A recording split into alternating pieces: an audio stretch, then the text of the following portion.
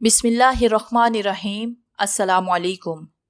हमारे चैनल कहानी hub official में खुशामदीद।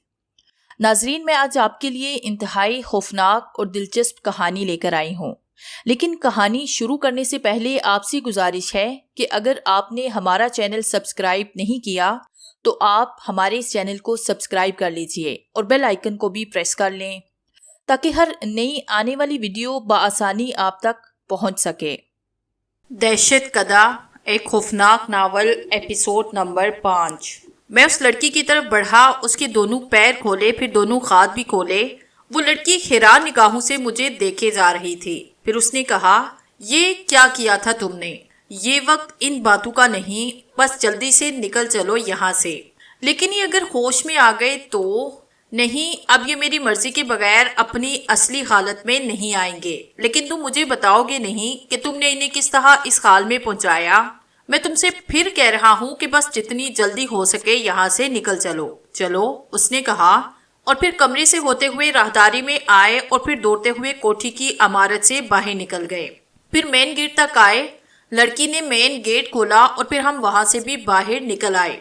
काफी दूर तक इसी तरह दौड़ते रहे थे। फिर लड़की एक जगह रुकी। क्यों, क्या हुआ? उसने पूछा। वो देखो सामने, उसने कहा, और मैंने उसके इशारे की जानिब देखा। सामने ही एक टेलीफोन बूथ नजर आ रहा था। फिर वो आहिस्ता आहिस्ता उस टेलीफोन बूथ के नजदीक पहुंची।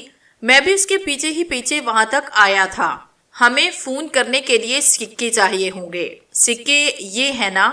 मैंने कहा। सिक्के हासिल करने के लिए मैंने एक लम्हे में दिल में ये ख्याल किया था कि फोन के लिए सिक्के मेरी जेब में आ जाएं, और अब मेरी जेब सिक्कों से भरी हुई थी। बहरहाल मैंने जेब से सिक्के निकालकर उसे दिए। उसने रिसीवर उठाकर कान से लगाया और एक नंबर डायल किया। साथ ही उसने 2 सिक्के काउंटर में डाल दिए। दूसरी जानिब बेल जा रही थी। फिर किसी ने फोन उठा लिया था। Hello, police station? जी, दूसरी तरफ से कहा गया। आवाज इतनी वाज़ेह थी कि मुझे भी सुनाई दे रही थी। पिछले कई दिनों से अखबार में जो सनसनीखेज खबरें छिप रही हैं कि एक ऐसी फुला लाश इलाके में पाई गई जिसके दिल, जिगर, फेफड़े और गुर्दे वगैरह गायब थे। फिर मुख्तलिफ इलाकों में इस तरह की लाशें मुर्दा हालत में पाई गई। मैं उस ग्रोह को जानती हूँ जो लोगों को अगवा करता है, फिर उनके एजा निकाल कर बेचता है और फिर लाशें शहर के सुनसान इलाकों में फेंक देता है। जी, आप कौन हैं और कहाँ से बात कर रही हैं? आप मेरा नाम पता छोड़ें और एक पता नोट करें। यहाँ उस ग्रोह का सरगंडा, बल्कि उनकी लेबॉर्ट्री और मुख्तलिफ लोगों के पते जो उनके साथ मिलकर काम करते हैं, सब आपको मिल जाएंगे, उसने कहा। और फिर उस जगह का पता दोहराया जहां वो कोठी वाक़ई थी। दूसरी तरफ से फिर कहा गया, लेकिन आप कौन? लड़की ने टेलीफोन बंद किया। फिर उसने मुझसे कहा, क्या वो लोग वापस अपनी असल शक्ल में आ सकते हैं? हाँ, लेकिन अगर चाहूँ तो आप कम से कम 3 घंटों के बाद उन्हें असल शक्ल में ले आएगा, जब तक पुलिस उन्हें पूरी कोठी छान मारेगी और सब चीजें अपने कब्जे में ले लेगी। हाँ, ये ठीक रहेगा, मैंने कहा। फिर मैंने मूर्ति हाथ में ली और दिल में तस्वुर किया कि ठीक 3 घंटों के बाद वो लोग होश में आ जाएं। अब क्या करें? क्या तुम्हारा यहाँ कोई घर है? मैंने लड़की से पूछा। नहीं, मेरा कोई घर नहीं। मैं यहाँ एक दारुल अमान में रहती थी और मैट्रिक के इम्तिहान देकर फारिग हुई थी कि एक दिन अखबार में नौकरी का इश्तिहार देखा। इन्हें सफाई सुथराई और खाना बनाने के लिए मुलाजमा की जरूरत थी। इश्तिहार में कोठी का पता था, ये वही कोठी थी। मेरे अलावा 2-3 लड़कियां और भी पहुंची, लेकिन उन्होंने मुझे रख लिया। मैं बड़ी खुश वापस आई। फिर दूसरे दिन मैं नौकरी पर गई और इन लोगों ने जबरदस्ती मुझे कैद कर लिया। कहने लगे कि अगर यहाँ काम करना है तो बाहर की दुनिया से ताल्लुक खत्म करना होगा। यहाँ हर तरह की आसाइश तुम्हें हासिल होंगी। उस वक्त तो मैं मसलहतन खामोश हो गई, लेकिन मैंने पक्का इरादा कर लिया था कि एक ना एक दिन मैं यहाँ से जरूर भागूंगी। और फिर एक दिन मैं भाग निकली, लेकिन दिलावर खान ने किसी तरह मुझे तलाश कर लिया और फिर मुझ पर कैद सख्त हो गई। ये लोग मुझे इस तहखाने में ले गए और कहा कि अगर आइंदा भागने की कोशिश की तो तेरा भी यही हशर करेंगे। फिर उन्होंने मेरा खून का ग्रुप चेक किया और कहने लगे, बड़ा नायाब खून है भाई तुम्हारा, तो तुम्हें तो अपनी जिंदगी बहुत संभाल कर रखना होगी। बहरहाल मैं उन लोगों से काफी डर गई थी, इसलिए खामोशी से वक्त गुजारने लगी। ये लोग रात के वक्त मुख्तलिफ लोगों को यहाँ लाते, उनके एजा निकालते और रात ही रात में लाश शहर के सुनसान इलाके में फेंकवा देते। फिर ये लोग तुम्हें लाए। तुम्हारे साथ भी उन्होंने बहुत अच्छा सलूक किया, लेकिन इनका इरादा तुम्हारे लिए वही था, और अगर तुम बर वक्त ना पहुंचते تو شاید یہ لوگ میرے اظہار نکال چکے ہوتے۔ بہرحال اب تک جو ہوا اسے بھول جاؤ، فی الحال تو ہمیں سر چھپانے کا ٹھکانہ تلاش کرنا چاہیے اور اس کے لیے کوئی ہوٹل مناسب رہے گا۔ کیا خیال ہے تم میرے ساتھ ہوٹل میں رہنا پسند کرو گی؟ میں سوچ رہی ہوں کہ اگر میں واپس اسی دارالامان میں جاؤں گی تو وہاں نہ جانے مجھے کن مشکلات کا، کن کن سوالات کا سامنا کرنا پڑے۔ اس سے تو بہتر یہی ہے کہ ہم لوگ ہوٹل میں ہی قیام کریں۔ ٹھیک ہے، یہی بہتر رہے گا، لیکن کسی ہوٹل میں قیام کے لیے ہمیں بہت سے پیسوں کی ضرورت ہے۔ اس کی فکر مت کرو، پیسوں کا انتظام ہو جائے گا، میں نے کہا، اور پھر پیسوں کے لیے ہی میں نے مورتی ہاتھ میں لے کر خیال کیا کہ میرے پاس پیسے آ جائیں۔ پھر میں نے اپنی جیب کو ٹٹولا اور میری جیب میں سے 100 کے نوٹوں کی ایک گڈی نکلی۔ اس گڈی کو اس لڑکی نے بھی حیرانی سے دیکھا۔ یہ تمہارے پاس کہاں سے آئی؟ بس میں نے اسے سنبھال کے جیب میں رکھا ہوا تھا، اور صرف اس خیال کے تحت کہ اگر مجھے وہاں سے بھاگنا پڑا تو کم از کم میری جمع پونجی تو میرے پاس محفوظ ہو اور وقت پڑنے پر میرے کام آ سکے۔ اچھا، تمہارا نام کیا ہے؟ میرا نام شاہو ہے۔ دیکھو حالات کتنے حاوی ہیں کہ ہم ایک دوسرے کا نام تک نہیں پوچھ پائے۔ میرا نام شاہو ہے، مجھے معلوم ہے تمہارا نام سنبل ہے۔ ہاں بالکل۔ اچھا، اب کیا یہاں کھڑے ہی عمر گزار دو گی؟ چلو یہاں سے چلیں۔ ہاں آؤ چلیں۔ پھر ہم وہاں سے آگے بڑھ گئے، تھوڑی دور اسی طرح چلتے رہے تھے، پھر ہمیں ایک بس سٹاپ نظر آیا، وہاں 1-2 ٹیکسیاں کھڑی ہوئی تھی۔ ہم چلتے ہوئے ایک ٹیکسی کے پاس پہنچے، ٹیکسی والا ڈرائیونگ سیٹ پر بیٹھا ہوا تھا اور جاگ رہا تھا۔ میں نے اس سے کہا کسی بھی قریبی ہوٹل لے چلو۔ اچھا صاحب۔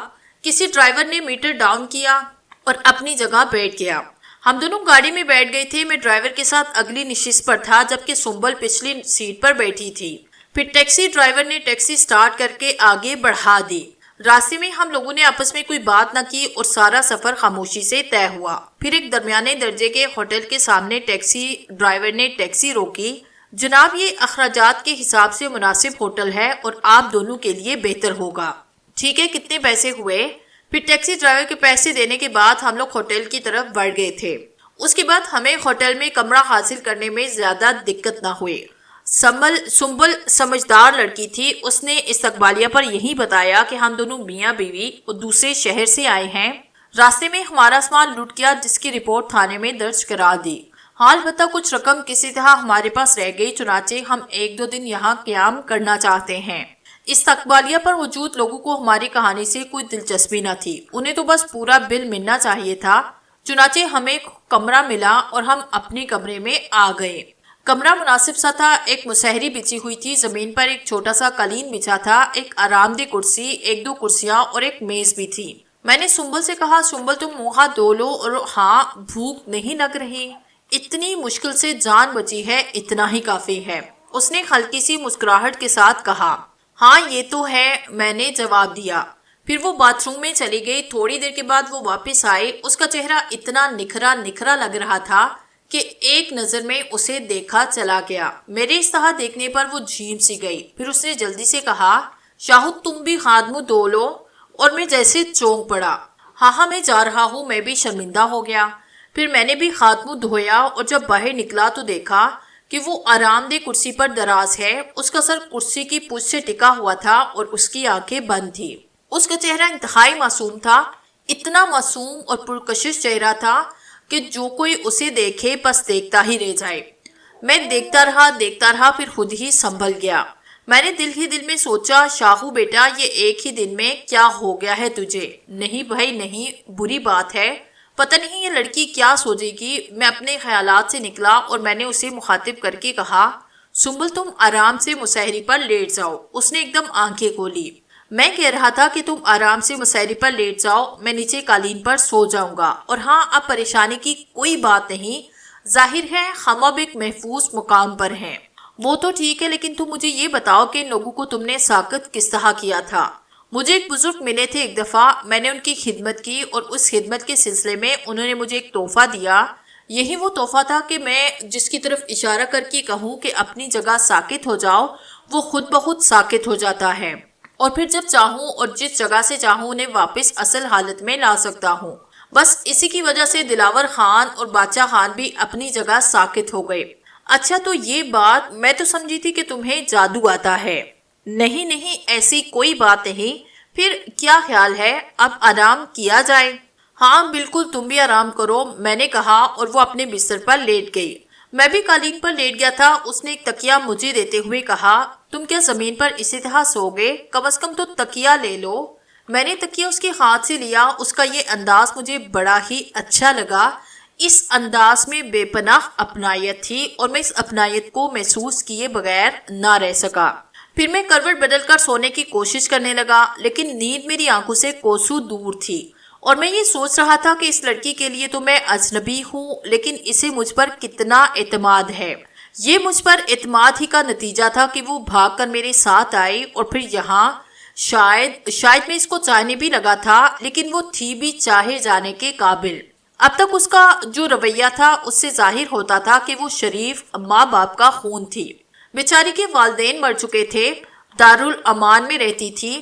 لاکھ نگرانی اور پابندی صحیح، لیکن جن لڑکیوں کے ماں باپ نہیں ہوتے ان کے لیے بگڑنے کے مواقع زیادہ ہوتے ہیں، لیکن وہ بگڑی ہوئی نہیں تھی۔ بہرحال میں کافی دیر تک اسی کے بارے میں سوچتا رہا تھا، پھر نہ جانے کب میری آنکھ لگ گئی۔ دوسری صبح ہم لوگ کافی دیر سے جاگے تھے اور جب میں اٹھا تو وہ منہ ہاتھ وغیرہ دھو چکی تھی۔ پھر میں باتھ روم میں گھسا، منہ ہاتھ دھویا، بال درست کیے اور باہر آیا۔ میں ابھی ناشتے کا انتظام کرتا ہوں۔ ایک ویٹر آیا تھا، اسے میں نے ناشتے کا آرڈر دے دیا ہے۔ واقعی؟ ہاں، میں نے ناشتہ منگوا لیا۔ ویسے تم کافی سمجھدار لڑکی ہو۔ شکریہ، اس نے مسکراتے ہوئے کہا، اور خوبصورت بھی۔ میرے الفاظ پر اس کا چہرہ شرم سے سرخ ہو گیا۔ منہ سے وہ کچھ بھی نہ بولی۔ پھر ناشتہ آیا۔ ایک بڑی سی ٹرالی میں بڑی پلیٹیں رکھی تھی، جن میں ایک ڈبل روٹی تھی، دوسری میں 2-3 ہاف فرائی انڈے، ایک میں پھل اور چوتھی میں بنے ہوئے گوشت کا ایک پارچہ تھا۔ ساتھ ہی مکھن اور جام، جیلی وغیرہ بھی تھا۔ ایک پتیلی میں چائے بھی تھی۔ ارے اتنا سارا ناشتہ! یہ سب میں کھاؤں گی، رات بھی ٹھیک سے نہیں کھایا تھا۔ کھانا شرط ہے۔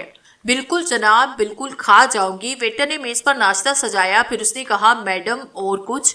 نہیں بس ٹھیک ہے، سنبل نے کہا، اور ویٹر گردن جھکا کر واپسی کے لیے مڑ گیا۔ سنو، سنبل نے اسے دوبارہ آواز دی اور وہ رک گیا۔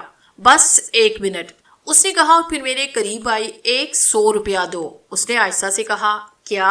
ارے پیسے دو۔ کیوں؟ یہ میں بعد میں بتاؤں گی، اس نے کہا، اور میں نے جیب سے 100 کا ایک نوٹ نکال کر اس کے ہاتھ میں دے دیا۔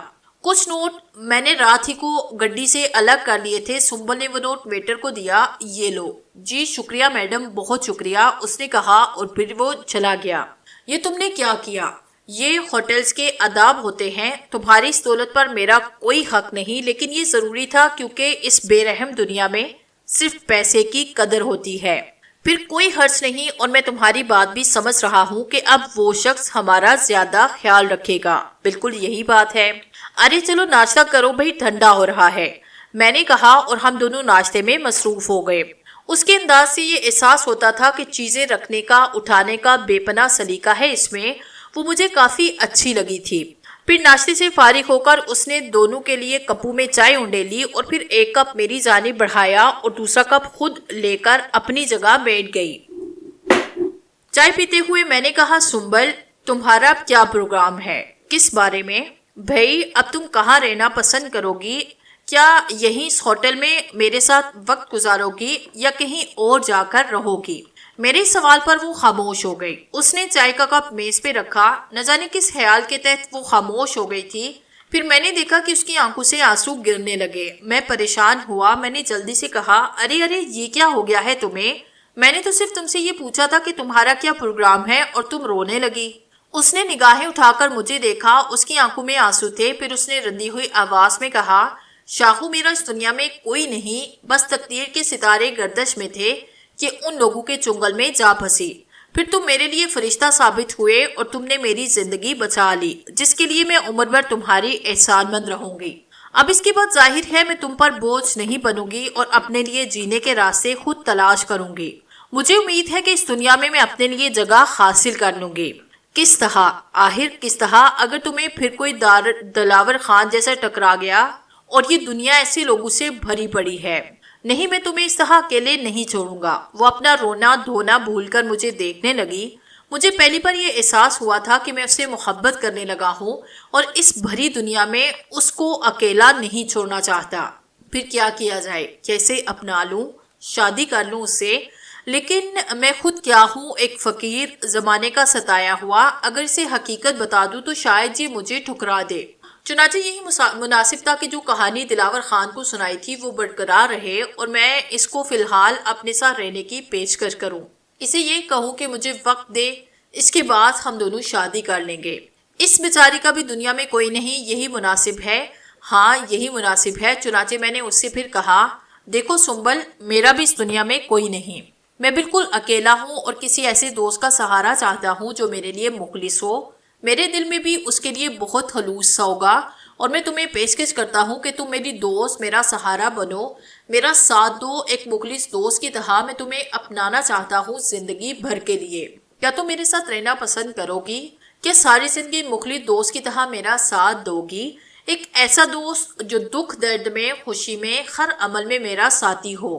بولو سنبل، یہ بالکل ایک مخلصانہ پیشکش ہے، اور اگر تم نہ چاہو تو میری طرف سے کوئی زبردستی نہیں، لیکن بس یہ میری خواہش ہے کہ تم ساری عمر میرے ساتھ رہو، میری زندگی کا ساتھی بن کر۔ بولو کیا تم میرا ساتھ دینا پسند کرو گی؟ سنبل اپنی جگہ بیٹھی حیرانی سے مجھے تکی جا رہی تھی، پھر اچانک ہی وہ اپنی جگہ سے اٹھی اور آگے بڑھ کر میرے پاؤں پکڑ لیے۔ ارے ارے، یہ کیا کر رہی ہو تم؟ میں نے اس کے پاؤں پکڑ کر اسے اوپر اٹھایا، پھر میں نے اسے مسہری پہ بٹھایا اور خود آرام دہ کرسی پہ بیٹھا۔ تب وہ بولی، شاہو تم بہت اچھے انسان ہو، اتنے اچھے کہ میں الفاظ میں بیان نہیں کر سکتی۔ تم مجھ سے میری مرضی پوچھ رہے ہو، میں کہتی ہوں کہ یہ میری خوش نصیبی ہوگی کہ مجھے تم جیسا ساتھ ملا۔ میں کسی طرح بھی رہ لوں گی، ہم روکھی سوکھی کھا کر گزارا کریں گے، جھونپڑے میں رہ لیں گے، کم از کم وہاں سکون تو ہوگا، کوئی پریشانی، کوئی خوف نہ ہوگا۔ میں گھر کا سارا کام کاج کروں گی، تم جو کچھ لاؤ گے اسی میں گزارا کر لیں گے، بلکہ میں بھی محنت کروں گی، گھروں کے برتن مانجوں گی۔ اور اس پر شادی مرد کی کیفیت آ رہی تھی اور وہ اسی عالم میں بولے جا رہی تھی۔ پھر وہ اپنی اس کیفیت پر خود ہی شرمندہ ہوئی اور میرے ہونٹوں پر مسکراہٹ پھیل گئی۔ بس مجھے تمہاری رضامندی درکار تھی، اب ہم کسی طرح رہیں گے اور کہاں رہیں گے یہ سب تم مجھ پہ چھوڑو، ہم ایک نئی زندگی کا آغاز کریں گے اور انشاءاللہ بہت اچھے انداز میں کریں گے۔ لیکن ایک بات مجھے پریشان کر رہی ہے۔ کون سی بات؟ اس نے پوچھا۔ پتہ نہیں ان دونوں کا کیا ہوا، انہیں پولیس نے پکڑا بھی یا نہیں، یا اگر پکڑ لیا ہو تو وہ کس طرح چھوٹ جائیں گے، اور پتہ نہیں واپس آ کر وہ ہمیں تلاش ہی کر لیں، اور اگر انہوں نے ہمیں ڈھونڈ لیا تو پھر ہماری شامت آ جائے گی، تو پھر کیا کرنا چاہیے؟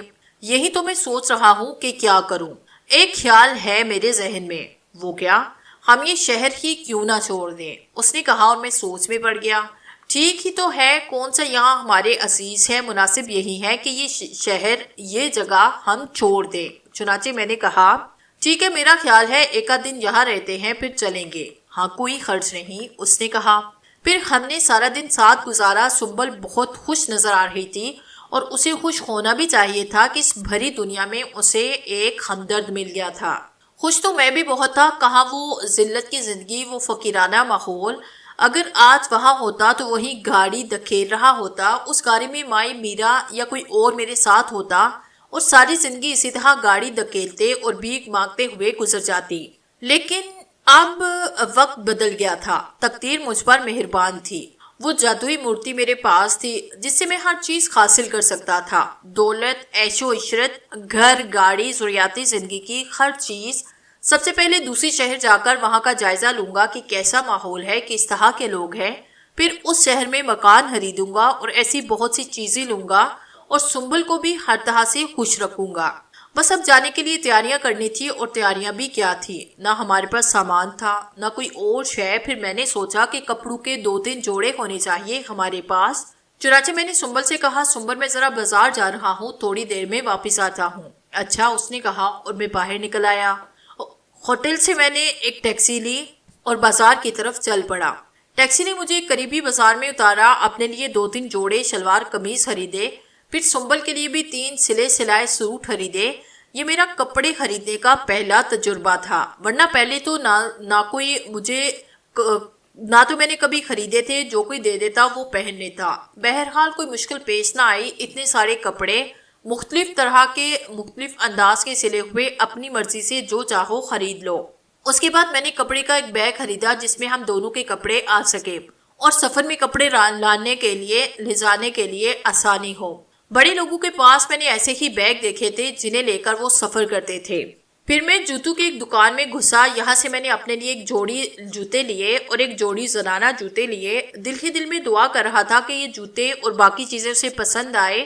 یہ سب چیزیں میں نے بیگ میں رکھ لی تھی۔ اس کے بعد میں واپس چل پڑا، ہوٹل پہنچ کر اپنے کمرے میں آیا اور میں نے وہ بیگ سنبل کے سامنے کر دیا۔ کیا ہے یہ؟ اس نے پوچھا۔ بیگ ہے، مگر یہ تو پھولا ہوا لگ رہا ہے، اس میں کیا ہے؟ بم، میں نے کہا اور وہ حیرت سے اچھل پڑی۔ تو تم باہر سے بم خرید کر لائے؟ اس نے کہا اور میں ہنس پڑا۔ بے وقوف ہو تم، اسے کھولو۔ نہیں، اسے کھولو بھائی، نہیں بم پھٹ جائے گا۔ ارے کوئی بم وم نہیں، اسے کھولو تو صحیح، میں نے کہا اور اس نے بیگ میرے ہاتھ سے لیا اور ڈرتے ڈرتے اسے کھولا۔ اور پھر سب سے پہلے اس کے جوڑے اس کے ہاتھ میں آئے، اس نے جلدی سے وہ جوڑے نکالے۔ دیکھو یہ کیسے ہیں۔ وہ کھولنے لگی، پھر اس نے کہا بہت اچھے، کس کے ہیں؟ میرے، میں نے کہا۔ اب کیا تم یہ کپڑے پہنے ہوئے؟ اس نے کہا۔ میں بھی ہنس پڑا تھا۔ بے وقوف، ظاہر ہے یہ میں تمہارے لیے لایا ہوں۔ یہ میرے لیے؟ اس نے حیران نگاہوں سے مجھے پھر ان کپڑوں کو دیکھا، پھر اس نے گردن جھکا لی۔ کیوں، کیا ہوا؟ کچھ بھی نہیں۔ کپڑے پسند نہیں آئے؟ نہیں، بہت اچھے ہیں۔ تو پھر کیا بات ہے، بولو نا۔ میں جب چھوٹی تھی تو والدین مر گئے تھے، ان کے بعد کسی نے اس طرح مجھے کپڑے لا کر نہیں دیے۔ اتنی اپنائیت، اتنی چاہت سے کسی نے کبھی پوچھا ہی نہیں، بس جو ملا کھا لیا، پہن لیا، بس اسی طرح گزارا تھا۔ اور تم نے؟ یار ہر بات میں رونے بیٹھ جاتی ہو، چلو خاموش ہو جاؤ، میں نے کہا اور اس نے جلدی سے آنسو پوچھ ڈالے۔ وہ پھر بولی، تم اپنے لیے کچھ نہیں لائے؟ لایا ہوں، دیکھو نا، میں نے کہا اور بیگ اس کے ہاتھ سے لے کر اپنے کپڑے نکال کر اسے دکھانے لگا، اور وہ انہیں دیکھ کر خوش ہوتی رہی۔ پھر میں نے وہ سب چیزیں بیگ میں رکھ لی۔ اس کے بعد میں نے کہا، ارے تم نے کھانا کھایا نہیں؟ تو کھاؤ نا بھائی، جلدی سے منگواؤ کھانا، مجھے بھی بڑی بھوک لگی ہے۔ ویٹر ہر گھنٹے کے بعد چکر لگا لیتا ہے، اور اگر نہیں بھی آیا تو وہ بھی انتظام کرتی ہوں۔ کیا کرو گی؟ کچھ نہیں بھائی، کسی بھی ویٹر سے کھانے کے لیے کہہ دوں گی۔ دیکھو نا، ہوٹلز میں ویٹروں کے کمرے محسوس ہوتے ہیں جن پر ان کی ڈیوٹیاں لگتی ہیں، لیکن آپ کو جلدی ہو تو کسی بھی ویٹر کو بلا کر آپ کچھ بھی منگوا سکتے ہیں۔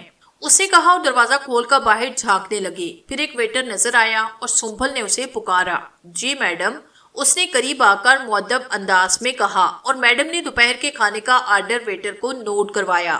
پھر دروازہ بند کر کے واپس کمرے میں آ بیٹھی۔ جی میڈم، اب کیا ارادے ہیں؟ میں نے ویٹر کی نقل کرتے ہوئے کہا، اور وہ ہنس پڑی۔ کس سلسلے میں؟ میرا مطلب ہے یہاں سے نکلنے کے سلسلے میں۔ تم نے خود ہی تو کہا تھا کہ ایک آدھ دن یہی قیام کریں گے، اس کے بعد یہاں سے نکل جائیں گے۔ اصل میں میرے ذہن میں صرف ایک ہی خیال ہے کہ اگر وہ دونوں جلد سے جلد رہا ہو گئے تو ہمارے لیے کہیں مشکلات کھڑی نہ ہو جائیں۔ تو پھر یہ کہ ابھی کھانا کھا کر کچھ دیر آرام کرتے ہیں، پھر یہاں سے سیدھے ریلوے اسٹیشن چلیں گے اور وہاں جو بھی گاڑی ملی اس میں بیٹھ کر روانہ ہو جائیں گے۔ بالکل ٹھیک رہے گا، اس نے کہا۔ پھر کھانا آ گیا تھا، ہم دونوں نے کھانا کھایا، اس کے بعد تھوڑی دیر کے لیے لیٹ گئے۔ پھر اس وقت تقریباً دن کے 4 بجے تھے جب میں نے سنبل سے کہا، اٹھو اب منہ ہاتھ دھو لو اور چلنے کی تیاری کرو، اور وہ اٹھ گئی۔ پھر منہ ہاتھ دھونے کے بعد ہم نے اپنا بیگ اٹھایا اور باہر نکل آئے۔ نیچے استقبالیہ پر پہنچ کر ہم نے سارا حساب کتاب صاف کیا، ادائیگیاں کی، اور اس کے بعد ہوٹل کی عمارت سے باہر کی جانب چل پڑے۔ باہر سے ایک ٹیکسی کر کے ہم اسٹیشن پر پہنچ گئے۔ یہاں ٹکٹ گھر پر بہت رش تھا اور لمبی لائنیں لگی ہوئی تھی۔ میں نے سنبل سے کہا، یار یہاں تو کافی رش ہے، اب کیا کریں؟ کوئی بات نہیں، ٹکٹ ریل میں بنوا لیں گے۔ پھر ہم لوگ پلیٹ فارم پر پہنچے اور سامنے ہی موجود ایک ٹرین میں بیٹھ گئے۔ پلیٹ فارم پر کافی رش تھا، لوگ آ جا رہے تھے، اندر ڈبے میں بھی وہی رش کا عالم تھا، لیکن پھر بھی ہمیں ایک سیٹ مل گئی۔ تھوڑی دیر کے بعد گاڑی نے وسل دی اور ٹرین ایک نامعلوم منزل کی جانب چل پڑی۔ پہلا اسٹیشن کوئی آدھے گھنٹے کے بعد آیا تھا۔ یہاں ٹرین زیادہ دیر نہ رکی تھی۔ اس کے بعد ٹرین دوبارہ چل پڑی۔ پھر مختلف اسٹیشن آتے رہے، راستے میں ہم لوگ چائے اور مختلف چیزوں سے شغل کرتے رہے تھے۔ ہمارے سامنے والی سیٹ پر ایک بڑے میاں اور بڑی بی بیٹھے تھے، ان سے باتیں ہوتی رہی۔ بڑی بی بی نے کہا، بیٹی کتنے دن ہوئے شادی کو؟ سنبل اس سوال پر کافی شرمندہ ہوئی، پھر کہنے لگی، اس کا مطلب ہے نئی نویلی ہو بھی۔ جی، اس نے گردن جھکائی۔ بڑے میاں کہنے لگے، لیکن بچوں کی عمر کم ہے ابھی. ارے جب ہماری شادی ہوئی تھی کیا عمر تھی آپ کو یاد ہے؟ ہاں کیا تھی بلا؟ یہی کوئی 25 سال. اور 50 سال نہیں، دیکھیے جھوٹ نہ بولیں. ارے میں جھوٹ بول رہا ہوں کیا؟ تو اور کیا، پھر آپ ہی بتائیں. آپ 15 سال کے تھے اور میں 10 سال کی. 10 سال کی تو تم اب بھی لگتی ہو. باز نہیں آئیں گے آپ؟ پری بی نے کہا. ہم دونوں ان کی باتوں سے لطف اٹھاتے رہے. پھر میں نے بڑے میاں سے کہا آپ کہاں جا رہے ہیں؟ میں جلال آباد جا رہا ہوں، وہاں ہمارے عزیز کی شادی ہے. بیٹے بہو کو فرصت نہیں، ہمیں ہی اس عمر میں جانا پڑ رہا ہے. بڑی ہمت کی بات ہے. ہاں بھی کرنا پڑتا ہے، کمبخت ہے بھی آخری اسٹیشن. اچھا. میں نے دل میں سوچا کہ ہم بھی وہیں اتریں گے. پھر بڑے میاں کہنے لگے بیٹا تم لوگ کہاں جاؤ گے؟ جی ہم لوگ بھی وہیں جا رہے ہیں. میں نے بے اختیار کہا کسی عزیز کے ہاں جا رہے ہو؟ جی نہیں، ہوٹل میں قیام کریں گے.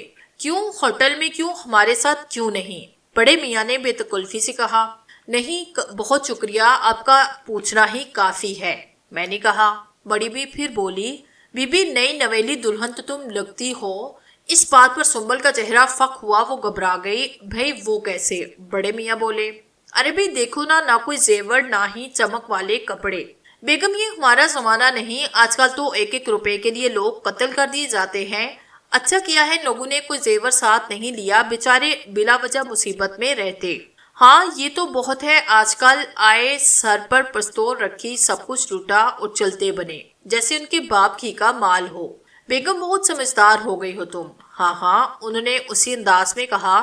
پھر چونک کر ایک کی صورت دیکھنے لگی. ہم تینوں ہی مسکرا پڑے. بڑی بھی تنک کر بولی ارے تم سے زیادہ چلاک ہوں جبھی تمہیں قابو میں کر رکھا ہے، ورنہ تم تو اس عمر میں بھی. بیگم، بڑے میاں نے مصنوعی غصے سے کہا. تو اور کیا. ابھی بڑی بھی آگے بھی کچھ کہنے والی تھی لیکن پھر ہمیں دیکھ کر خاموش ہو گئی. نہیں بھائی، ہماری بیگم واقعی سمجھدار ہے، یہ حقیقت ہے. اور خبردار جو ان کا مذاق اڑایا کسی نے. ارے تم ہی لگے ہوئے ہو، یہ بچے تو بیچارے اتنے اچھے ہیں. بڑی بی نے کہا. پھر بڑے میاں کافی دیر تک مذاق کرتے رہے اور بڑی بی چلبلاتی رہی. پھر ہم سنجیدہ ہو گئے.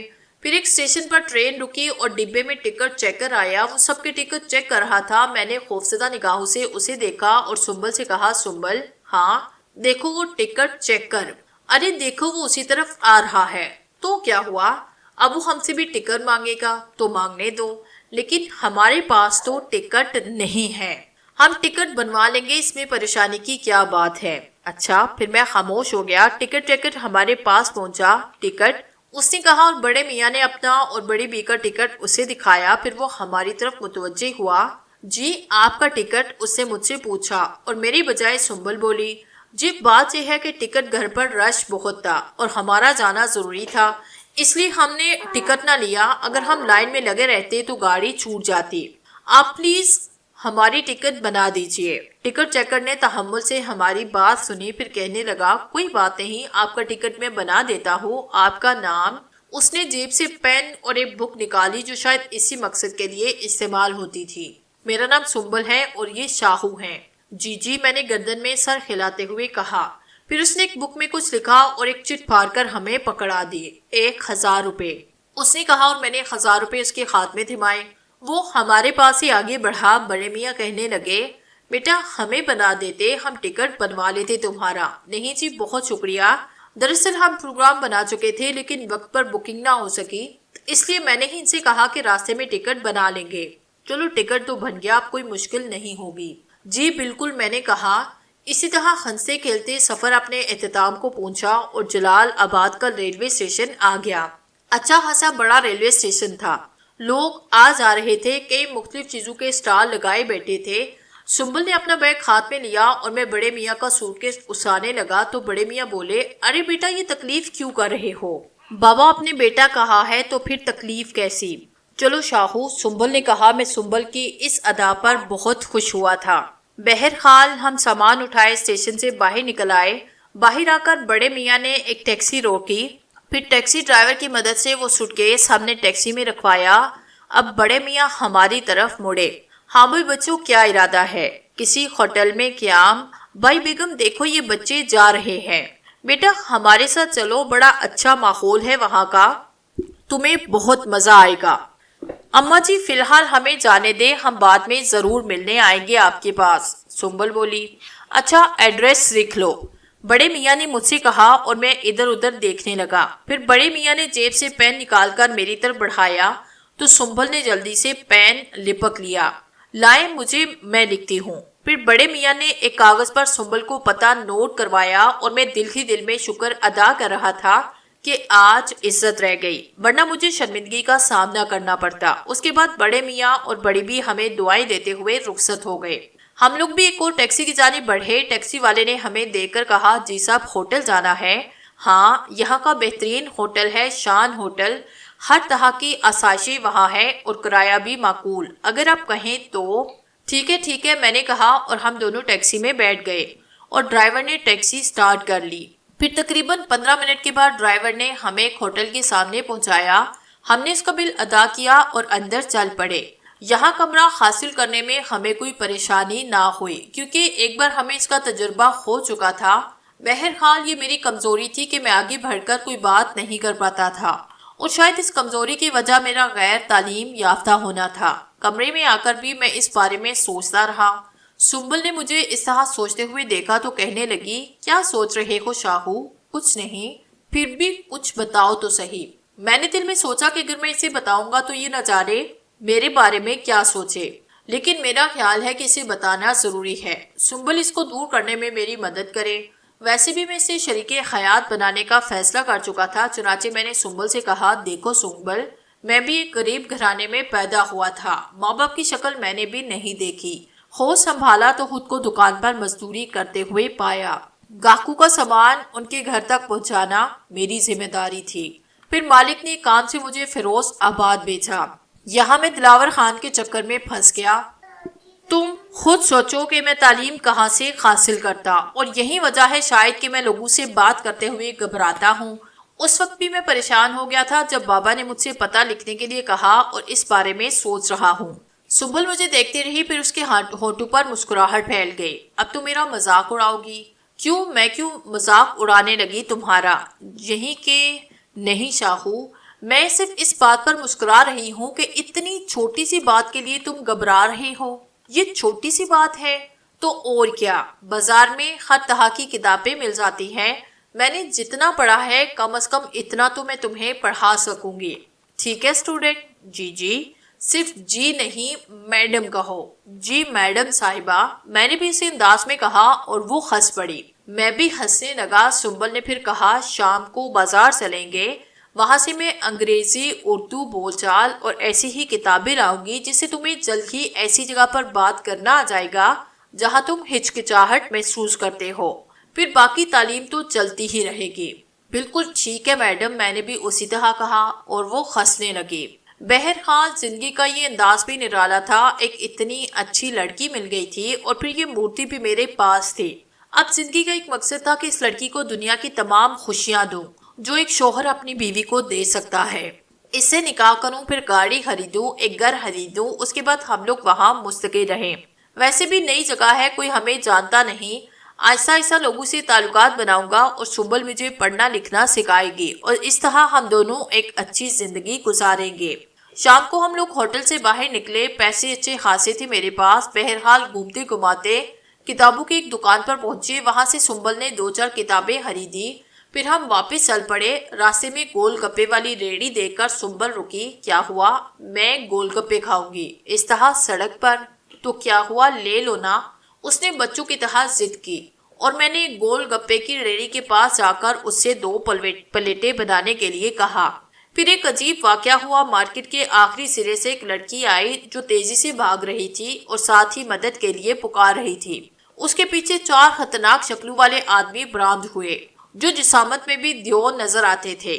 وہ مسلسل اس کا پیچھا کر رہے تھے، باقی لوگ بھی اسی طرف متوجہ ہو گئے تھے، میں اور سنبل بھی اس طرف دیکھنے لگے۔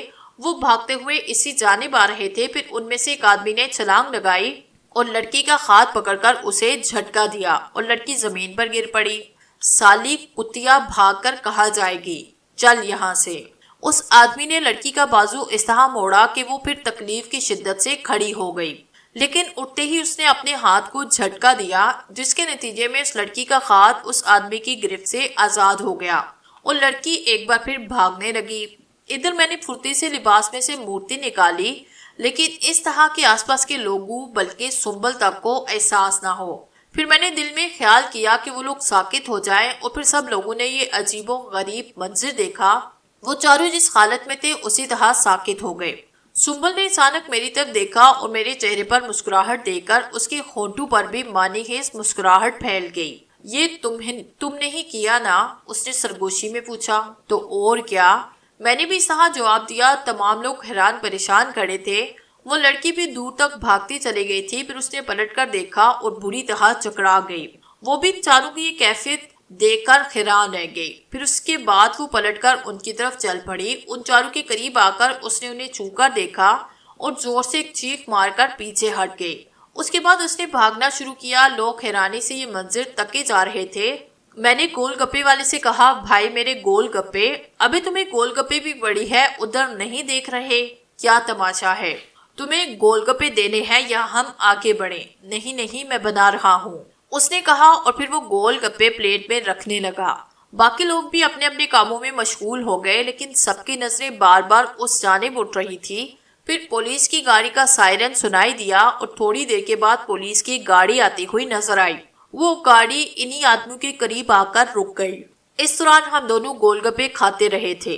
میں نے ایک ہاتھ میں پلیٹ پکڑی تھی، چنانچہ دوسرے ہاتھ میں مورتی لے کر میں نے ایک بار پھر دل میں وہی خیال کیا کہ وہ لوگ متحرک ہو جائیں، اور وہ متحرک ہو گئے اور حیرانی سے چاروں طرف تکنے لگے۔ پھر ان میں سے ایک نے کہا، پولیس، بھاگو یہاں سے۔ ان چاروں نے بھاگنے کی کوشش کی، لیکن گاڑی میں سے اترنے والے سپاہیوں نے انہیں پکڑ لیا۔ پھر لوگوں نے پولیس کو ساری بات بتائی۔ ہم لوگ دور سے یہ سارا تماشا دیکھ رہے تھے، اور پھر پولیس ان چاروں کو گاڑی میں بٹھا کر چل پڑی تھی۔ اس کے بعد ہم نے گول گپے والے کے پیسے ادا کیے اور آگے بڑھ گئے۔ سنبل نے کہا، خوب تفریح رہی، لیکن چاہو ایک بات۔ کیا؟ کبھی اپنی اس قوت کا غلط استعمال مت کرنا۔ میں وعدہ کرتا ہوں کہ میں کبھی بھی اس قوت کا غلط استعمال نہیں کروں گا۔ بس اب خوش؟ ہاں، اس نے کہا۔ پھر ہم لوگ واپس ہوٹل آئے۔ کھانے وغیرہ سے فراغت حاصل کرنے کے بعد سنبل کتابیں کھول کر بیٹھ گئی۔ اس نے ایک ایک کر کے ان چاروں کتابوں میں سے پہلا سبق مجھے پڑھایا، اور مجھے انہیں یاد کرنے میں مشکل نہ ہوئی۔ پھر وہ مجھے لکھنے کی مشق کراتی رہی۔ اس نے آج مجھے حرف بنانے سکھائے تھے۔ بہرحال بڑا ہی مزہ آ رہا تھا۔ پھر اچانک اس نے کہا، شاہو، اب تمہارے پاس کتنے پیسے رہ گئے ہیں؟ ابھی تو ہیں کافی سارے، مگر تم کیوں پوچھ رہی ہو؟ میں اس لیے پوچھ رہی ہوں کہ جب یہ ختم ہو جائیں گے پھر کیا ہوگا؟ یہی میں پوچھ رہی ہوں کہ پھر کیا کریں گے؟ کچھ نہیں کریں گے۔ پھر زندگی کیسے گزار دیں گے؟ کچھ ہی دنوں میں میں گھر اور گاڑی خریدوں گا، پھر ہم اس گھر میں رہیں گے، اور اس کے بعد نکاح کریں گے۔ پھر اس کے بعد بس اتنا کافی ہے، سنبل نے کہا۔ بہت سے رنگ اس کے چہرے پر سمٹ آئے تھے۔ وہ پھر کہنے لگی، لیکن یہ سب تم خریدو گے کیسے؟ یہ سب تم مجھ پہ چھوڑ دو، مجھے اپنے آپ پر بھروسہ ہے۔ پھر ہم لوگ سونے کے لیے لیٹ گئے۔ کافی دیر تک میں اسی طرح اپنی جگہ لیٹا رہا۔ پھر میں نے سنبل کو دیکھا، وہ سو چکی تھی۔ میں آہستہ سے اپنی جگہ سے اٹھا اور اس جگہ پہنچا جہاں کتابیں رکھی تھی۔ پھر میں زمین پر کتابیں لے کر بیٹھا۔ میں نے پہلی کتاب کھولی، مورتی ہاتھ میں پکڑی اور دل میں خیال کیا کہ اس کتاب کا ایک ایک حرف مجھے یاد ہو جائے۔ اس کے بعد اس کتاب کا ایک ایک ورق پلٹنا شروع کیا۔ پھر میں نے وہ کتاب ایک جانب رکھی، ایک دوسری کتاب اٹھائی۔ اس طرح میں نے چاروں کتابیں یاد کر لی۔ نہ صرف یاد کر لی، بلکہ میں کسی بھی جگہ سے دیکھے اور بغیر اس کے بارے میں بتا سکتا تھا۔ اس کے بعد میں نے اسی صفحے کو لکھنے کی مشق کی۔ یہ سب میرے لیے بھی باعث حیرانی تھا، لیکن سب سمپوڑنے کے کمالات تھے۔ پھر کتابیں ان کی جگہ رکھ کر اپنی جگہ پہ لیٹا۔ تھوڑی دیر میں مجھے نیند آ گئی۔ دوسری صبح ہم لوگ دیر سے جاگے تھے۔ پھر ہم نے ناشتہ کیا۔ ناشتے سے فراغت کے بعد میں نے کہا، آج میں ذرا باہر جاؤں گا، ذرا حالات کا جائزہ لوں گا، کوئی کام تلاش کروں گا۔ اچھا، سنبل نے کہا۔ پھر میں باہر جانے کے لیے تیار ہو گیا۔ اس کے بعد میں باہر نکل آیا۔ مورتی میرے لباس میں محفوظ تھی۔ ایک ٹیکسی کے قریب پہنچ کر میں رکا۔ جی صاحب، ٹیکسی ڈرائیور نے کہا۔ ریس کورس، میں نے کہا اور ٹیکسی میں بیٹھ گیا، لیکن ڈرائیور نے میٹر ڈاؤن کر کے گاڑی آگے بڑھا دی۔ ریس کورس پر بہت رش تھا، ہر طرف لوگ نظر آ رہے تھے۔ میں مناسب رفتار سے چلتا ہوا اس جگہ پہنچا جہاں بکنگ ہوتی تھی۔ یہاں پر مختلف کمپنیوں کی بکس تھی۔ اس آدمی کو پیسے دو جو بک پر بیٹھا تھا۔ وہ ایک کارڈ دیتا تھا اور اس کے بعد اپنے سامنے رکھی ہوئی بک میں کچھ لکھ لیتا تھا۔ پھر پہلی ریس شروع ہوئی۔ اس ریس میں میں نے مورتی کو آزمایا اور پر اطمینان ہو گیا۔ میرا منتخب گھوڑا جیت گیا۔ میں اس وقت بکنگ کی جگہ پر ہی کھڑا تھا کہ میں نے ایک صاحب کو دیکھا۔ وہ دوڑے دوڑے ادھر آئے تھے۔ انہوں نے آتے ہی ایک آدمی سے کہا، لاؤ بکی پیسے دو، جلدی کرو بھائی۔ انہوں نے کارڈ اس آدمی کو دیا اور اس آدمی نے پیسے گن کر انہیں پکڑا دیے۔ ایک تو کمبخت یہ بڑا مسئلہ ہے، گھوڑا پیلس پر لگائیں تو مزہ آتا ہے، اب دیکھو نا ون کا ریٹ کم ہوتا ہے، بلا وجہ نقصان ہوتا ہے، اب کی دفعہ پلس پر لگاؤں گا تو پھر لگائے نا۔ ہاں ہاں انہوں نے کہا اور سارے پیسے اسے پکڑا دیے۔ پھر بولے گولڈن فاکس، اور اس آدمی نے کارڈ پر کچھ لکھ کر انہیں پکڑایا۔ وہ صاحب چلے گئے، باقی لوگ بھی پیسے دے کر کارڈ لے جاتے رہے۔ پھر دوسری ریس شروع ہوئی۔ اس بار میں نے خاص طور سے ایک نام لیا تھا، گولڈن فاکس۔ میں نے سوچا اور گولڈن فاکس جیت گئی۔ میں نے دیکھا کہ تھوڑی دیر کے بعد وہی صاحب دوڑے ہوئے آئے، آتے ہی کہنے لگے، یہ ہوئی نا بات، اب دیکھو نا پیلس کے لیے گولڈن فاکس لگائی تھی اور جیت گئی، اب پیسے تو وہی پیلس والے ملیں گے نا۔ اس پر بڑے میاں نے مجھے مخاطب کیا، جی جی۔ میں نے کچھ نہ سمجھتے ہوئے بھی کہہ دیا، کیا جی جی لگا رکھی ہے بھائی، تم نے کس پر لگایا تھا؟ میں نے ابھی تک پیسے نہیں لگائے۔ تو پھر لگاؤ نا۔ میں نے کہا جی، پھر جی، ارے بھائی چلو۔ انہوں نے کہا، پھر مجھے لے کر اسی بک والے آدمی کے سامنے آئے۔ میں حیرانی سے ان کی شکل دیکھ رہا تھا۔ اب میری شکل کیا دیکھ رہے ہو، نکالو پیسے۔ میں نے جیب سے 5,000 روپے نکالے۔ بڑے میاں نے پیسے دے کے پھر بولے، بس 5,000؟ میرے پاس اتنے ہی ہیں۔ میں نے کہا، بڑے میاں نے پیسے میرے ہاتھ میں لیے اور بکی کو دے دیے۔ مہاراجا، بڑے میاں نے کہا، اور اس آدمی نے پیسے لے کر ایک کارڈ پر کچھ لکھا اور مجھے پکڑا دیا۔ میں نے کارڈ دیکھا، اس میں 2 حصے تھے، ایک پر 1 لکھا تھا، دوسرے پر پلس۔ پلس والے حصے پر گھوڑے کا نام اور ریٹ لکھا ہوا تھا۔ میں حیران تھا کہ میں نے ساری زندگی فقیروں کے ایک ڈیرے پر گزاری، در در گاڑی گھسیٹنے والا، لوگوں کی گالیاں کھا کر، دھتکار سن کر جینے والا، جس کے تصور میں بھی نہیں تھا کہ وہ ایسے پڑھ سکے گا، آج بغیر کسی پریشانی کے فر انگریزی پڑھ رہا تھا۔ بڑے میاں نے ایک دوسرے گھوڑے پر اچھے خاصے پیسے لگائے۔ میں حیرانی سے ان کی شکل تکی جا رہا تھا۔ بڑے میاں نے کارڈ دیکھا، پھر میری طرف دیکھا اور پھر زور سے کہکہا مار کر ہنس پڑے، بیٹا 4 پیسے لگا کر ہارو اور گھر جاؤ، بلا وجہ وقت برباد کرو گے، شاباش۔ بڑے میاں ہنستے ہوئے چلے گئے۔ مجھے بڑا غصہ آیا۔ اس کے بعد بڑے میاں پر ترس آیا، لیکن پھر میں نے سوچا کہ ان کے ساتھ یہی ہونا چاہیے۔ پھر ریس شروع ہوئی اور پھر وہی ہوا جو میں چاہتا تھا۔ مہاراجا ریس جیت گیا۔ بڑے میاں تقریباً روتے ہوئے واپس آئے۔ میں نے بھی اپنا کیش وصول کیا اور اگلی ریس پر لگانے لگا۔ پھر چوتھی، 5ویں اور 6ٹھی ریس میں بھی میرا گھوڑا جیتا تھا۔ اس کے بعد ریس ختم ہونے کا اعلان ہوا۔ میں نے اطمینان سے رقم سنبھال کر جیب میں رکھی اور واپس چل پڑا۔ راستے میں ایک جگہ رک کر میں نے 10,000 روپے الگ کیے۔ پھر میں ہوٹل پہنچا۔ اپنے کمرے میں پہنچ کر میں نے جیب سے پیسے نکالے اور سنبل کی طرف بڑھا دیے۔ پورے 10,000 روپے ہیں۔ سنبل اچھل پڑی، یہ آپ کے پاس پھر 10,000 ہو گئے؟ بس انتظام ہو گیا ہے، اب انہیں سنبھال کے رکھنا، جتنے مرضی ہو خرچ بھی کرنا ہے، لیکن ضرورت کے حساب۔ لیکن یہ آپ کے پاس کہاں سے آئے؟ میں نے کسی کو نقصان نہیں پہنچایا، نہ کسی کو لوٹا، بس تھوڑا سا قوت استعمال کیا اور بس۔ اب آگے آگے دیکھو میں کیا کرتا ہوں تمہارے لیے۔ تم میرے ساتھ ہو، یہی میرے لیے سب سے بڑی خوشی ہے۔ کل میں رات کو نکلوں گا، ایک کام سے جانا ہے۔ کہاں جانا ہے؟ بس کچھ کام ہے نا۔ ٹھیک ہے، سنبل نے کہا۔ بہرحال وہ مطمئن تھی۔ پھر رات کو جب وہ سو گئی تو میں نے اپنے لباس سے بقیہ رقم نکال کر گنی، پورے 40,000 تھے۔ اس کا مطلب تھا کہ آج کل کمائی 45,000 تھی۔ میں نے وہ رقم سنبھال کر اپنے لباس میں رکھی اور سونے کے لیے لیٹ گیا۔ دوسرے دن میں نے ہوٹل میں گزارا اور شام کو میں نیچے اترا۔ میں نے استقبالیہ کلرک سے پوچھا، معاف کیجیے گا، کیا بتا سکتے ہیں کہ یہاں کون کون سے کلب ہیں اور کن جگہوں پر ہیں؟ جی جی، 1 منٹ، استقبالیہ کلرک نے کہا اور ایک کارڈ نکال کر میرے سامنے کر دیا۔ اس کارڈ پر مختلف کلبوں کے نام اور پتے لکھے ہوئے تھے۔ میں نے پھر ان سے کہا، کیا میں یہ کارڈ اپنے پاس رکھ سکتا ہوں؟ جی نہیں سر، آپ صرف اس میں کلب کا نام اور پتہ نوٹ فرما لیں اور وہاں چلے جائیں۔ ٹھیک ہے، ٹھیک ہے، میں نے جواب دیا۔ پھر ایک کلب کا پتہ میں نے نوٹ کیا۔ کلب تک پہنچنے میں مجھے کوئی مشکل نہ ہوئی۔ پارکنگ کا احاطہ بہت بڑا تھا۔ آگے خوبصورت دروازے لگے تھے۔ میں ان دروازوں میں سے ایک دروازے کے اندر داخل ہوا۔ دروازے سے 2 گز کے فاصلے پر استقبالیہ پر ایک خوبصورت لڑکی بیٹھی تھی۔ میں تھوڑا سا آگے بڑھا تو لڑکی مجھ سے مخاطب ہوئی۔ جی سر، فرمائیے کیا خدمت کروں میں آپ کی؟ تمبولا اینڈ فلیش کلب، میں نے کلب رومز کی لسٹ پر نظر ڈالتے ہوئے کہا، اور اس لڑکی نے میری جانب رہنمائی کی اور میں اس رہنمائی میں اس دروازے سے اندر داخل ہوا جس میں تمبولا اینڈ فلیش کلب کی تہتی لگی ہوئی تھی۔ اندر ایک بہت بڑا ہال تھا۔ اس ہال میں 2 کاؤنٹر بنے تھے۔ دائیں جانب کاؤنٹر کے پیچھے شراب کی بوتلیں الماری میں سجی تھی۔ دوسری جانب والے کاؤنٹر پر میں نے دیکھا کہ 2 خوبصورت لڑکیاں کھڑی تھی۔ لوگ نقد پیسے دیتے اور اس کے بدلے میں انہیں پلاسٹک کے ٹوکن وہ لڑکیاں انہیں دے دیتے۔ میں تھوڑا اور آگے بڑھا، میرا رخ اسی دوسرے کاؤنٹر کی طرف تھا۔ ایک صاحب میرے سامنے وہ ٹوکن لے رہے تھے، 1000 کے 50۔ اس آدمی نے کہا اور نقد پیسے ایک لڑکی کو دیے۔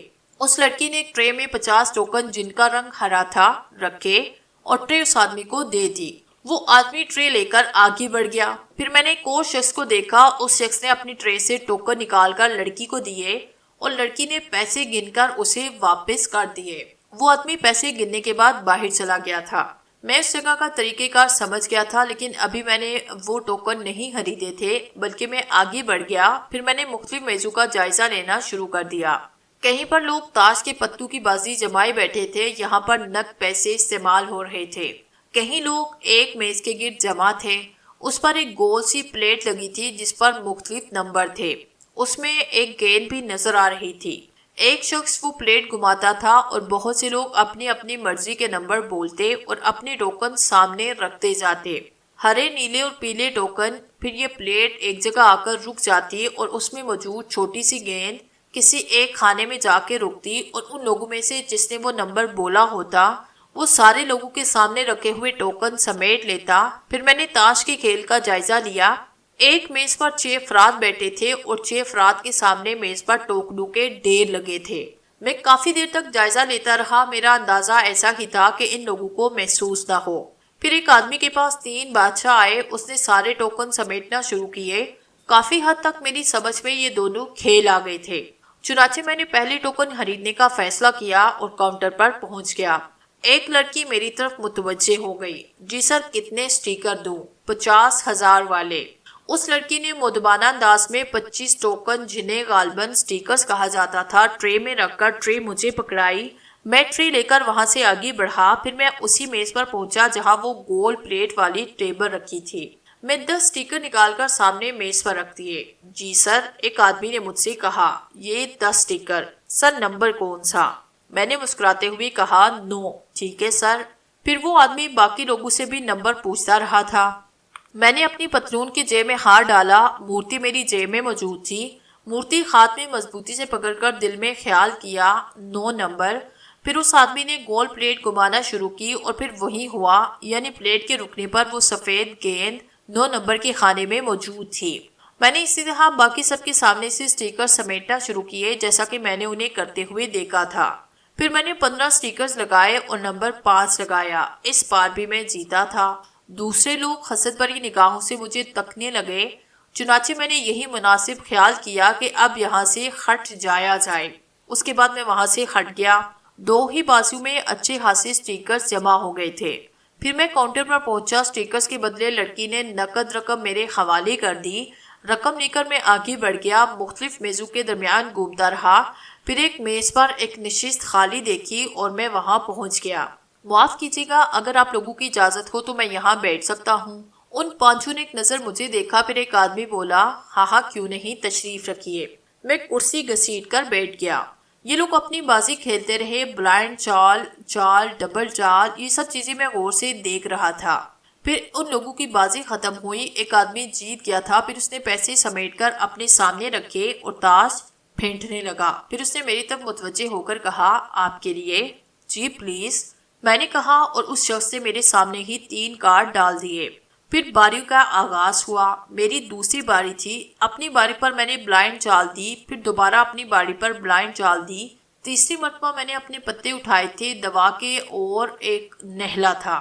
نہیں، میرے پاس 3 اکے ہونے چاہیے، میں نے دل میں سوچا، اور اطمینان سے ایک اور چال چلی۔ باقی لوگ کچھ حیران تھے۔ ان میں سے ایک نے کہا، آپ نئے کھیلنے والے ہیں؟ جی کیوں؟ نہیں، بس ایسے ہی پوچھ لیا تھا، آپ کا انداز بالکل نئے کھلاڑیوں جیسا ہے۔ میں خاموش رہا۔ پھر مورتی ہاتھ میں لے کر میں نے دل میں خیال کیا، 3 اکے۔ پھر چال پر چال دیتا رہا اور سب ایک ایک کر کے بھاگنے لگے۔ آخر میں میرا ایک حریف رہ گیا۔ اس نے ڈبل چال کے پیسے سامنے کرتے ہوئے کہا، شو۔ اور میں نے اطمینان سے تینوں پتے ان سب کے سامنے کھول دیے۔ 3 اکے ہی تھے۔ میرا دل خوشی سے ناچ رہا تھا۔ پہلی ہی دفعہ میں نے زبردست ہاتھ مارا اور اب میرے پاس اتنے پیسے تھے کہ میں کافی دیر تک کھیل سکتا تھا۔ پھر میں نے دوسری بازی میں بھی اچھے خاصے پیسے لگائے تھے، لیکن یہ بازی میں جان بوجھ کر ہار گیا تھا۔ اب ان لوگوں کو اپنی طرف متوجہ کرنا چاہتا تھا۔ پھر میں ہارتا جیتتا رہا، لیکن زیادہ تر بازیاں جیتتا رہا تھا۔ اس کے بعد 3-4 گھنٹے میں کھیلتا رہا اور اچھے خاصے پیسے جمع ہو گئے۔ پھر وہ پیسے سمیٹ کر میں آگے بڑھ گیا۔ بڑی مشکل سے وہ پیسے میں نے اپنی جیبوں میں ٹھونسے، لیکن پھر بھی باقی نوٹ میرے خاتوں میں ہی تھے۔ کاؤنٹر والی لڑکیوں میں سے ایک نے کہا، ایکسکیوز می سر۔ جی سر، یہ ہمارے پاس بریف کیس فالتو ہے، اگر آپ چاہیں تو۔ تھینک یو، مجھے اس کی سخت ضرورت ہے۔ میں نے وہ بریف کیس ان سے لیا اور نوٹ اس میں رکھے۔ ویسے مجھے تعجب تھا کہ ان کے پاس بریف کیس کہاں سے آیا، کہیں یہ ان کے کام کا تو نہیں؟ میں نے پوچھ ہی لیا۔ سنیے، بریف کیس آپ کے کام کا تو نہیں؟ ارے نہیں سر، یہاں تو لوگ اکثر بریف کیس چھوڑ جاتے ہیں۔ بیچارے سوچتے ہیں کہ بریف کیس لے جا کر کیا کریں گے۔ کچھ لوگ تو ایسے جاتے ہیں کہ بس گھر پہنچ جائیں تو بڑی بات ہوتی ہے۔ کیوں؟ لاکھوں روپیہ ہارنے کے بعد اکثر یہاں لوگوں کے ہاتھوں کے طوطے اڑ جاتے ہیں۔ ایسے میں انہیں بریف کیس یا ایسی کسی چیز کا ہوش نہیں رہتا۔ اچھا، لیکن اس کے لیے تھینک یو ویری مچ، میں نے کہا اور باہر نکل آیا۔ یہاں سے تو نکل آیا تھا، لیکن اب سوچ رہا تھا کہ ہوٹل میں سنبل کو کیا بتاؤں گا۔ لیکن پھر ذہن میں ایک خیال آیا۔ میں نے محسوس کیا تھا کہ جب سے مورتی میرے پاس آئی ہے، میرے سوچنے، سمجھنے اور عمل کرنے کی صلاحیتیں تیز ہوتی جا رہی ہیں۔ میں نے سوچا تھا کہ مورتی کو چھو کر کہوں کہ یہ بریف کیس سنبل کی نظروں میں نہ آنے پائے، اس کے سامنے غائب ہو جایا کرے، لیکن صرف مجھے نظر آتا رہے۔ اور ہوٹل پہنچ کر میں نے ایسا ہی کیا۔ سنبل ابھی تک جاگ رہی تھی۔ اس نے مسکراتے ہوئے میرا استقبال کیا۔ شاہو، کیسی رہی رات کی ڈیوٹی؟ بہت اچھی، زیادہ کام نہیں تھا اور جیسے ہی کام ختم ہوا چھٹی ہوئی۔ یہاں یہ بہت اچھی بات ہے کہ واپس آنے کے لیے کوئی پابندی نہیں، بس کام ختم ہوا اور چھٹی۔ یہ تو اچھی بات ہے، ہاں تمہیں آگے مشکل نہیں ہوگی، میں نے شرارت سے کہا اور وہ شرما گئی۔ اچھا، آپ کپڑے وغیرہ بدلو، تمہارے کپڑے تو صاف ستھرے ہیں۔ ہاں تو اور کیا، وہاں ان کی وردی ہے، کام کرتے وقت وردی پہنو، پھر واپسی پر اپنے کپڑے پہن لو اور واپس گھر آ جاؤ۔ اچھا، اب میں سمجھی۔ وہ مطمئن ہو گئی تھی۔ میں نے اطمینان سے آگے بڑھ کر ایک کونے میں بریف کیس چھپایا، پھر باتھ روم جا کر میں نے کپڑے تبدیل کیے اور پھر ہم لوگ سونے کے لیے لوٹ گئے۔ میں نے مستقل ریسوں اور تاش کلبوں میں جانا شروع کر دیا۔ میں نے ایک طریقہ کار متعین کر لیا اور وہ طریقہ کار یہ تھا کہ ایک تو میں ہمیشہ بڑے نوٹ رکھتا تھا۔ دوسری اہم بات یہ تھی کہ میں مختلف کلبوں میں کھیلتا رہتا اور یہی نہیں کہ ہر دفعہ جیتوں بلکہ کبھی کبھی اچھے خاصے پیسے ہار جاتا، اس لیے لوگ مجھ پر دھیان نہ دیتے۔ ایک دن میں کلب میں فلیش کھیل رہا تھا اور اچھی خاصی رقم جیت گیا تھا۔ پھر تمام لوگ ایک ایک کر کے چلے گئے۔ دوسری میزوں پر اکا دکا افراد بیٹھے نظر آ رہے تھے۔ اچانک ہی ایک طرف سے ایک عورت آتی نظر آئی۔ وہ سیدھے میرے پاس آئی، پھر وہ میرے برابر والی کرسی پر بیٹھی۔ میں حیرت سے اسے دیکھ رہا تھا۔ وہ ایک انتہائی خوبصورت عورت تھی۔ پھر اس نے کہا، ہیلو نوجوان۔ ہیلو، میں نے بھی جواباً کہا۔ تم جب سے اس کلب میں ہو میں تمہیں جیتے ہوئے دیکھ رہی ہوں۔ تم قسمت کے دھنی ہو، تم واقعی قسمت کے دھنی ہو۔ جی بہت شکریہ، میں نے بھی جواباً کہا۔ نوجوان، نام کیا ہے تمہارا؟ شاہو۔ شاہو، اس کھیل میں قسمت کا بڑا دخل ہوتا ہے۔ قسمت ایک رات میں آدمی کو کہیں سے کہیں پہنچا دیتی ہے۔ بڑے بڑے لوگ کلاش ہو جاتے ہیں، لیکن تم اس عمر میں جتنا جیتے ہو اور جس انداز میں جیتے ہو وہ باعث حیرانی ہے۔ بس یہ سب نصیبوں کی بات ہے۔ نہیں، یہ سب نصیبوں کی بات نظر نہیں آتی۔ کیا مطلب؟ مطلب خود سمجھا شاہو، اب ہر بات سمجھانی پڑتی ہے تمہیں۔ اس پر اس عورت کی آواز بدل گئی اور میں حیرانی سے اس کی صورت تکے جا رہا تھا۔ اور پھر میں نے حیران کن منظر دیکھا، اس عورت کی شکل بھی تبدیل ہونا شروع ہو گئی۔ دیکھتے ہی دیکھتے اس عورت نے روپتی کا دھوپ دھارا۔ میں حیرت سے گنگ رہ گیا۔ روپتی نے کہا، شاہو، میں ہوں روپتی، تمہاری میڈم، تمہاری دوست، لیکن میرے منہ میں زبان ہی کہاں تھی، میں تو بس اس کی صورت تکے جا رہا تھا۔ شاہو، بہت مزہ ہے زندگی گزارنے کے اس انداز میں، ہر طرف پیسے ہی پیسے، دولت ہی دولت، لیکن تم جانتے ہو کہ یہ دولت تم کس طرح حاصل کر رہے ہو اور وہ ذریعہ تمہیں کس ذریعے سے ملا، یہ بھی تم اچھی طرح جانتے ہو۔ جی میڈم، یہ ہوئی نا بات۔ تو شاہو، ہم بات کر رہے تھے ذریعے کی۔ تو وہ ذریعہ میں تھی، میں نے تمہیں سمپورنی دی اور اس کے بدلے میں نے ایک وچن لیا تھا کہ مجھے اپنے ان 5 دشمنوں کا خون چاہیے جو اب بھی زندہ ہے۔ ان کا خون اب بھی ان کی رگوں میں برقرار ہے اور میری زبان اسے چاٹنے کے لیے بےتاب ہے۔ بس مجھے ان کا خون چاہیے۔ تم نے مجھے ان کا خون دینے کا وچن دیا ہے اور میں تم سے کہہ دیتی ہوں کہ اپنا وچن مت بھولنا۔ تم نے ہر صورت میں میرا کام کرنا ہے اور خبردار، اگر تم نے اپنا وچن پورا نہ کیا تو پھر اپنے حشر کے ذمہ دار تم خود ہوگے۔ سڑکوں پر پلنے والے کتے سے بدتر حالت کر دوں گی تمہاری۔ یعنی وہ کتے بھی ایش کی زندگی گزارتے ہوں گے، تمہارے بدن سے کوڑ ٹپکے گا، کوئی تمہیں ہاتھ لگانا بھی پسند نہ کرے گا، لوگ تم سے دور بھاگیں گے، دنیا کا عیش و آرام تم پر حرام ہو جائے گا، نہ تمہیں موت آئے گی اور نہ جینے کو دل چاہے گا۔ لیکن یہ سب مصیبتیں تم پر نہیں آئیں گی اگر تم میرا کام کر دو، بلکہ کچھ اور ایسی قوتیں تمہیں مل جائیں گی جن سے تم بہت ہی اعلیٰ شکتی کے مالک بن جاؤ گے۔ بس تمہیں یاد دلانا میرا کام تھا تو تم بالکل ہی مجھے بھول گئے تھے۔ اچھا چھوڑو، تم اپنا کام کرو، میں چلتی ہوں اور جلد ہی واپس آؤں گی۔ پھر اس کے خد و حال تبدیل ہونا شروع ہوئے اور وہ واپس اس عورت کی شکل میں آ گئی جو پہلے یہاں موجود تھی۔ پھر اس نے اپنی جگہ سے کھڑتے ہوئے کہا، بائے شاہو۔ آواز وہیں روپمتی کی تھی۔ پھر وہ کلب سے باہر نکل گئی۔ میں کافی دیر تک ہال کے دروازے کی طرف دیکھتا رہا، بڑی سنسنی خیز صورتحال ہو گئی تھی۔ روپمتی نے اپنا وعدہ یاد دلایا تھا، یہ کہا تھا اس نے کہ اسے ہر حال میں 5 آدمیوں کا خون چاہیے جو اس کی جان کے در پہ ہیں، لیکن اس کے الفاظ میرے کانوں میں گونج رہے تھے۔ میں ایک بار پھر بری طرح سہم گیا تھا۔ کافی دیر تک حالات کے بارے میں سوچتا رہا، پھر تھوڑی دیر کے بعد میں بھی اپنی ایک جگہ سے اٹھ گیا تھا۔ سنبل کے ساتھ اور یہ عیش کی زندگی، میں اپنے آپ کو بھول گیا تھا۔ یاد ہی نہیں رہا تھا کہ کبھی ایک معمولی بیکاری تھا، لوگوں کے سامنے درد بھری آواز سے صدا لگاتا تھا۔ آج قدرت کا دیا سب کچھ موجود تھا۔ سب سے بڑی بات یہ تھی کہ کچھ لکھنا پڑھنا بھی آ گیا تھا، دنیا کو سمجھنے لگا تھا۔ لیکن اچانک روپمتی کے استعفا مل جانے سے ایک بار پھر دل دہل گیا تھا۔ میں تو سکون کی زندگی گزارنا چاہتا تھا۔ اگر مجھے کسی انسان کا خون کرنا پڑا تو کیا اس کے بعد میرے دل کا سکون قائم رہ سکے گا؟ رات کو سنبل نے کہا، کیا بات ہے شاہو، کچھ پریشان ہو؟ نہیں بھلا مجھے کیا پریشانی ہو سکتی ہے؟ لگ رہے ہو غلط فہمی ہے تمہاری۔ ایک بات کہنا چاہوں گی۔ ہاں کہو۔ کیا ہم ہوٹل میں ہی پڑے رہیں گے؟ نہیں، کوئی تکلیف ہے تمہیں یہاں؟ ہاں۔ کیا؟ میں نے چونک کر پوچھا۔ آج ہوٹل پر پولیس کا چھاپا پڑا تھا۔ چھاپا؟ میں نے حیرت سے کہا۔ ہاں، ایک آوارہ لڑکی اپنے عاشق کے ساتھ پکڑی گئی تھی۔ لوگ مجھے بھی مشکوک نظروں سے تک رہے تھے۔ شاہو، ایک کام کرو۔ ہاں ہاں بولو۔ اگر ابھی کوئی گھر نہ خرید سکو تو کرائے پر ہی لے لو۔ تم فکر نہ کرو، کل پہلا کام یہی کروں گا، میں نے سنبل کو یقین دلایا۔ پھر دوسرے دن میں تقریباً 11 بجے ہوٹل سے نکلا۔ کافی دور تک پیدل چلتے رہنے کے بعد میں ایک بازار میں پہنچا۔ یہاں اسٹیٹ ایجنٹوں کی 2-3 دکانیں آئی تھی۔ پھر میں ایک اسٹیٹ ایجنٹ کی دکان میں گھسا۔ دکان میں سامنے ایک بڑی سی میز پڑی تھی جس کے پیچھے کرسی پر ایک اسمارٹ سا آدمی بیٹھا ہوا تھا۔ میز کے آگے دائیں بائیں جانب صوفے پڑے ہوئے تھے۔ جاتے ہی میں نے سلام کیا۔ اس نے سیٹ سے اٹھتے ہوئے اپنا ہاتھ آگے بڑھایا۔